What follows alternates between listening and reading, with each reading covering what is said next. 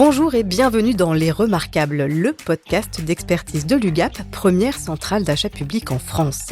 Imaginer la ville de demain, c'est repenser dès maintenant le vivre ensemble, la manière d'habiter et de nous déplacer. Et derrière ces déplacements se cachent des enjeux majeurs, environnementaux, économiques et sociaux. Aujourd'hui, la mobilité se veut durable, connectée et surtout au plus proche des besoins de chacun. Cela fait partie des enjeux de territoire de demain, une solution globale portée par l'UGAP. Pour comprendre comment la donnée devient le carburant d'une mobilité réinventée, on a fait une conférence à distance avec nos 3 invités. Ils nous partagent leur regard et expertise sur le sujet et nous montrent comment, ensemble, ces projets prennent vie. Bonjour, je suis Éric Mazur, directeur de réseau territorial Nord-Ouest pour l'UGAP. Et je suis aujourd'hui là pour vous parler de l'offre Territoire de demain et du rôle que peut avoir cette offre-là pour les établissements publics dans le cadre de leur déploiement des politiques publiques de mobilité. Et je suis notamment accompagné d'Arnaud, qui est notre principal partenaire sur cette offre-là, sur les sujets de mobilité. Bonjour à tous, je suis Arnaud Lemoine, directeur de l'activité Smart City pour SCC. SCC se positionne comme intégrateur de solutions avec un engagement de résultats dans le cadre du marché Territoire de demain et une double casquette qui est celle de titulaire du marché qui nous anime aujourd'hui autour du Territoire de demain. Notre rôle, c'est d'être le bras technique de cette ambition. On traduit les besoins des collectivités en solutions concrètes. Dans le marché Territoire de demain, on est en mode itératif, en rédaction et en co-construction avec le partenaire client pour trouver la bonne solution et la bonne technologie adaptée à son besoin. Et c'est justement un enjeu pour nous sur le Calaisis. Bonjour, je suis Alexandra Rivelon, directrice du syndicat intercommunal des transports urbains de l'agglomération du Calaisis. Sur notre territoire, des décisions politiques fortes ont été prises en termes de mobilité. Le recours à ces outils nous permet d'adapter au mieux l'offre de transport public. Alors justement, vous allez nous faire découvrir comment ces outils s'adaptent concrètement aux besoins des collectivités et comment ils répondent aux enjeux des territoires. Éric, vous couvrez tout le Nord-Ouest pour l'UGAP. Quels sont les grands défis en termes de mobilité que rencontrent les collectivités aujourd'hui ? Sur ces sujets de mobilité, on a identifié notamment 2 enjeux principaux. Le premier, c'est le niveau de service.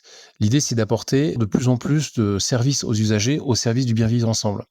La mobilité aujourd'hui est devenue un enjeu social, de relier les gens, quel que soit leur territoire et quel que soit l'endroit où ils vivent, mais c'est aussi augmenter le niveau de service, notamment dans un contexte de néo-ruralisme, où les gens parfois désertent les villes ou quittent les villes au profit de zones plus rurales, mais souhaitent maintenir le niveau de service qu'ils avaient en ville. Et donc, on est là pour essayer d'accompagner les territoires dans le fait de maintenir ce niveau-là. Le second, qui est également essentiel, est un enjeu environnemental. 10 à 15% des émissions de CO2 en centre-ville sont généralement uniquement causées par la recherche d'une place de stationnement. Donc, aujourd'hui, le choix de mobilité, c'est avant tout un choix technologique. Vers quelle technologie on se tourne entre l'hydrogène, le gaz, l'électricité? Le contexte géopolitique, économique, social, même mondial, a un impact très fort sur les choix qu'on va faire. Et le rôle de l'UGAP, c'est d'essayer d'éclairer la décision du client, des établissements publics, pour faire le choix le plus optimisé possible. Et pour ça, vous vous appuyez sur l'expertise de partenaires comme Arnaud. Oui, alors notre expertise et à la fois aussi notre rôle dans le cadre de ce marché, ça va être de capter les flux de la ville pour les transformer en indicateurs compréhensibles et exploitables pour la ville, la commune, la région ou le département, et apporter du sens pour que ces données puissent aider à la prise de décision. Ce marché, il est structuré autour de 64 cas d'usage. Alors, dans le périmètre du cas d'usage autour de la mobilité, pour pouvoir faire baisser les fameux 10 à 15% dont Éric Mazur faisait référence juste avant, le stationnement en fait partie à travers des solutions de stationnement et surtout de disponibilité et de taux d'occupation de place en temps réel, avec des capteurs qu'on va mettre soit au sol, soit en hauteur, au niveau des candélabres, et qui permettent d'avoir une visibilité sur l'occupation des parkings en voirie à l'échelle d'une commune. Donc l'enjeu, ça va être d'avoir une solution complète sur la remontée d'informations concernant les places disponibles, etc. Est-ce que vous pouvez nous expliquer concrètement pour un usager, qu'est-ce que ça donne et qu'est-ce que ça peut changer ? Oui, bien sûr. Alors, pour prendre un cas d'usage véritablement complet, on va prendre une commune qu'on a déjà déployée, donc dans le cadre du marché Territoire de demain, pour optimiser le stationnement à l'échelle de la commune. Donc, on va déployer des capteurs. Ce genre de technologie donc va remonter dans une plateforme, un back-office, on l'appelle comme on veut. Cette technologie, elle est couplée à ce qu'on appelle des panneaux d'affichage LED. dynamiques qui sont interfacées avec toute cette solution et qui permettent justement de flécher et d'aider l'automobiliste de la commune pour lui éviter de perdre du temps à aller chercher une place là où il n'y en a pas finalement et peut-être d'aller à l'endroit où il n'aurait pas pensé alors que c'est possible.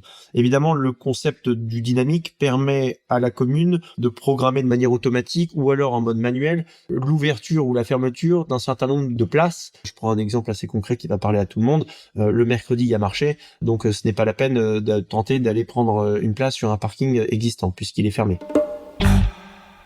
Une solution de stationnement est véritablement intelligente dès lors qu'on rentre dans l'intelligence collective et l'utilisation de la donnée, qu'elle soit partagée et utilisable pour tout le monde. Il est là l'enjeu finalement, puisque l'automobiliste, il va avoir une information qui va être générée par la commune, elle, va avoir des informations d'utilisation et donc elle va pouvoir dimensionner tout ce qui va être entretien, aménagement, réaménagement potentiel des parkings, et toute cette donnée finalement, elle va être véritablement au service de la commune, vraiment interne comme utilisateur.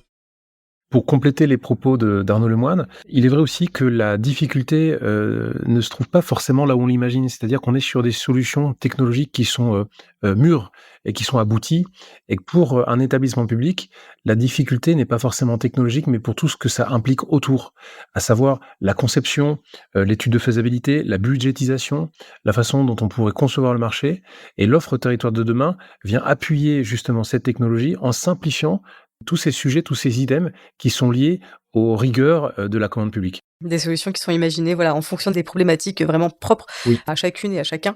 L'idée, donc, ce n'est pas de mettre des silos de solutions, mais de mettre en place des solutions qui vont se répondre entre elles, qui soient fiables et sécurisées. On l'a bien compris, la donnée, c'est un outil de pilotage qui permet d'accompagner les politiques locales. Pour poursuivre cet échange, direction l'agglomération de Calaisis, qui a fait le pari de la gratuité totale des transports pour tous. Alexandra. Exactement. Pour vous donner un petit peu d'informations sur notre territoire, donc on a une agglomération d'environ 100 000 habitants. Et effectivement, en 2018, avec la flambée des prix du carburant, nos élus ont fait le choix de la gratuité intégrale des transports. L'objectif était d'apporter une solution de mobilité pour nos administrés et aussi de leur redonner du pouvoir d'achat. Donc c'est une mesure qui a été mise en place en janvier 2020 et qui est un vrai choix politique qui a impacté fortement le budget, aussi bien en investissement qu'en fonctionnement. D'où l'importance du coup d'avoir des données qui vont aussi permettre à l'agglomération, aux communes de mettre au point et de justifier le budget alloué, de prouver l'efficacité de la dépense publique finalement. Et dans le cas de la gratuité des transports ici, les données vont être particulièrement intéressantes pour structurer votre offre, puisqu'il n'y a plus de tickets de bus. Donc vous perdez forcément une partie de la donnée, si je comprends bien. C'est ça, en fait, toutes les données billettiques, du coup, n'existent plus. On n'a plus d'informations sur la vente des titres. Donc, tous nos bus ont été équipés de cellules de comptage. Et maintenant, 6 ans après la mise en service des premières cellules, on avait besoin de les renouveler et surtout de fiabiliser ces données. Donc, on a fait le choix de recourir au marché de l'UGAP parce qu'on avait fait des tests avec des prestataires qui étaient également référencés dans le marché territoire de demain. Et donc, ça nous a permis de déployer cette solution qu'on avait pu avoir en essai sur le terrain de manière assez rapide, puisque là, on a un objectif de déploiement à moins de 6 mois, en fait, de l'intégralité des cellules de comptage de nos véhicules. Alors voilà, habituellement, quand on vient voir une centrale d'achat, on vient avec un cahier des charges déjà bouclé et on est assez sûr de la solution qu'on veut. Avec Territoire de demain, ici et avec Grand Calais, l'idée principale, c'est la co-construction. Leur parc de bus étant très hétérogène et c'est normal, nous avons lancé donc ce qu'on appelle dans le cadre du marché une phase 0 qui permet en fait d'étudier le besoin réel sur le site, partir et sortir de la partie planche slideware PowerPoint et rentrer véritablement sur le terrain. Ça a permis à la collectivité de lancer le projet immédiatement sans attendre d'avoir toutes les réponses techniques et on avance en marchant, les titulaires avec les sous-traitants et les partenaires. C'est nous qui réalisons l'expertise technique pour construire étape par étape la réponse la plus adaptée. Et ce qui a permis donc de fait de rentrer dans un projet et dans un déploiement total en 6 mois de temps. Ce parc hétérogène, il est constitué de 60 à 70 véhicules à équiper, dans le cas présenté par Alexandra. Est-ce que vous pouvez nous expliquer un peu les spécificités techniquement? Qu'est-ce que Oui. ça représente? Bien sûr, alors pour compter les personnes dans le cadre de la mobilité dans les transports en commun, donc on va déployer des capteurs stéréoscopiques avec 2 optiques. L'un plus l'autre va permettre de reconstituer des images en 3D et faire un comptage de personnes. C'est comme ça que ça marche.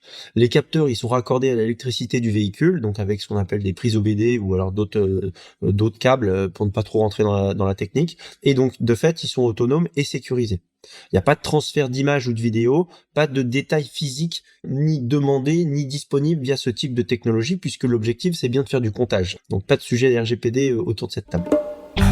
Un autre point important pour la collectivité, c'est que les capteurs peuvent permettre d'observer et d'analyser ce qu'on appelle les flux de migration. Ça permet de voir dans quel sens les gens se déplacent. Donc en fait, finalement, avoir l'entrée et la sortie des personnes, ce qui est assez précieux quand on gère des transports en commun.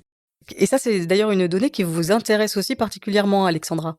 En effet, en fonction des moments de la journée et même des périodes de l'année, on a des flux qui sont assez disparates sur le réseau, avec des origines et des destinations qui sont pas toujours les mêmes et qui sont assez compliquées pour nous en gestion du matériel roulant et de l'offre de transport. Donc, avoir ces informations sur les taux de charge des véhicules, les origines, les destinations des voyageurs, c'est vraiment des choses qui sont importantes pour nous et qui nous permettent de structurer l'offre, aussi bien en termes de calibrage, quel type de service on apporte, mais aussi en termes de choix de matériel roulant. En fonction de la fréquentation du véhicule, on va plutôt s'orienter sur des véhicules à petit gabarit ou des véhicules à plus grand gabarit, type des bus articulés. On peut retenir 2 points importants sur ce qu'Alexandra nous a partagé. L'impact citoyen fort, évidemment, donc qui permet de mesurer les pics d'affluence, qui permet une garantie d'un transport de qualité pour tous. Et le fait de pouvoir dessiner le réseau de demain et de communiquer en temps réel, afin d'inciter les usagers à revoir leurs déplacements. Effectivement, on pourrait même réfléchir, en tout cas sur notre réseau, pour aller plus loin et de communiquer ces informations, un peu en temps réel finalement sur le taux de charge des véhicules. Ce qui fait qu'on leur apporterait vraiment tous les services nécessaires pour s'organiser correctement dans leurs déplacements et donc de voyager dans des meilleures conditions d'usage.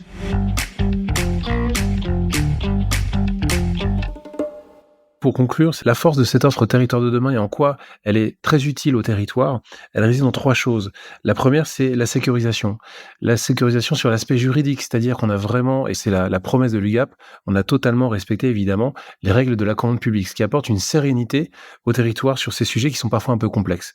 L'autre point, c'est la fiabilité de nos partenaires. Évidemment, on travaille avec des gens dans lesquels on peut inscrire des projets dans la durée et pour lesquels l'expertise n'est plus approuvée.